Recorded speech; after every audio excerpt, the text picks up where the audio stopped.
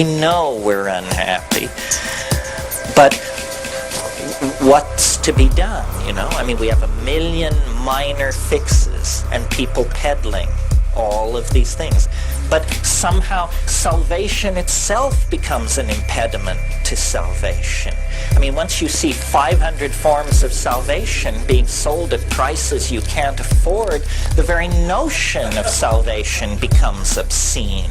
You know, it becomes one more layer in the obscene layering that takes meaning out of life and disempowers us and turns us into a subscription customer. That seems to be how we always are being forced to end up. Well, the only way out of this, I think, is to, it takes courage, because you have to turn your back on your culture. In the most profound sense there is, because there are many ways to turn your back on your culture.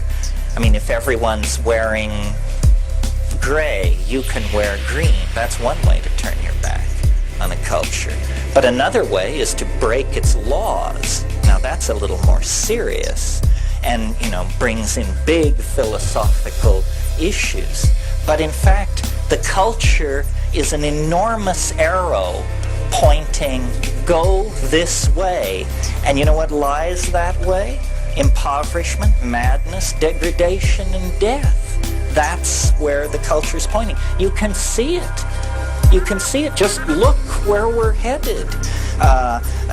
If everyone on earth aspires to the kind of lifestyle that you people can enjoy by virtue of having paid the money to be at a scene like this, there isn't enough glass, metal, and plastic in the planet to make that many Celicas and jaguars and bluebirds and snowbirds and all the rest of this crap.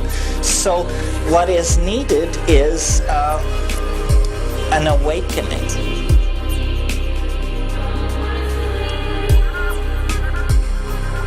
What is really interesting about the psychedelic experience is it shows you a mental universe that you not only never suspected existed, but that you could not have suspected existed.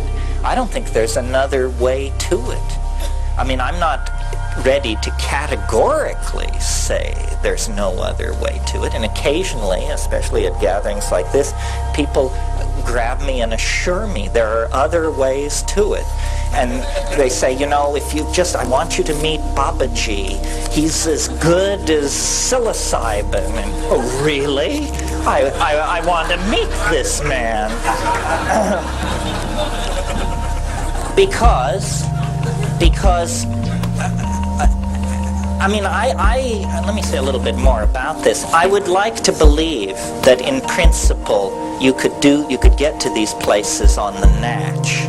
Only in principle, however, because if some people say, well, you know, these things you describe on DMT and psilocybin, I can show you how to do that naturally. No, thank you. Are you kidding? Thank God I have the drug as a kind of marker so that I know when I'm getting close to that stuff. If I woke up one morning in that place and I couldn't tell myself I'd taken mushrooms, I would define myself as seriously discombobulated and wait to see what happens, you know? And people say, well, don't you think you ought to be able to do it by yourself? And I love this question because the answer is you can't do it by yourself. That's the entire message of the last 10,000 years of human history. The self is insufficient. The ego will not suffice. The only way you're ever going to get anywhere is you must humble yourself to the point where you admit that you can't do it unless you have help from someone whose idea of home is a cow flop. If you're willing to humble yourself to that degree,